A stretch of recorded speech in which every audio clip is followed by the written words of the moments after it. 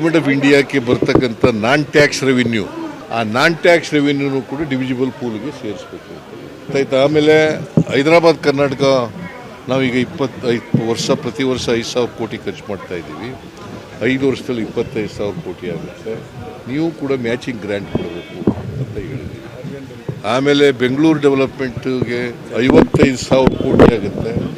ಕನಿಷ್ಠ ಪಕ್ಷ ಅದರಲ್ಲಿ ಅರ್ಧನಾರು ಕೊಡಬೇಕು ನಮಗೆ ಅಂತ ಹೇಳಿದ್ವಿ. ಮತ್ತು ವೆಸ್ಟರ್ನ್ ಘಾಟ್ ಇದು ಡಿಸಾಸ್ಟರ್ ಮ್ಯಾನೇಜ್ಮೆಂಟ್ನಲ್ಲಿ ಕೂಡ ಲ್ಯಾಂಡ್ ಸ್ಲೈಡ್ ಆಗ್ತಾ ಇದೆ, ಅದಕ್ಕೋಸ್ಕರ ಕೊಡಬೇಕು. FCNC ಇರ್ತಕ್ಕಂಥ ಒಳ್ಳೆ ಪರ್ಫಾರ್ಮ್ ಮಾಡ್ತಕ್ಕಂಥ ಸ್ಟೇಟ್ಗಳನ್ನ ಪೀನಲೈಸ್ ಮಾಡಬಾರ್ದು. ನಾವು ಪರ್ಫಾರ್ಮೆನ್ಸು ಇದನ್ನು ಮಾಡಬೇಕು. ಬಿಕಾಸ್ GDPಗೆ ನಮ್ಮದು ಕಾಂಟ್ರಿಬ್ಯೂಷನ್ ನಿಯರ್ಲಿ 9% ಕಾಂಟ್ರಿಬ್ಯೂಷನ್, 1.5% ವಿ ಮಾಡ್ತಾ ಇದ್ದೀವಿ. ಸೊ ಅದನ್ನು ಸರಿ ಮಾಡಬೇಕು ಅಂತ ಹೇಳಿದ್ವಿ. 14th ಫೈನಾನ್ಸ್ ಕಮಿಷನ್ನಲ್ಲಿ ನಮಗೆ 4.713 ಬರ್ತಿತ್ತು ಟ್ಯಾಕ್ಸು ನಮಗೆ ಸ್ಟೇಟಿಗೆ. ಅದು 15th ಫೈನಾನ್ಸ್ ಕಮಿಷನ್ನಲ್ಲಿ 3.647 ಆಗಿಬಿಟ್ಟಿದೆ.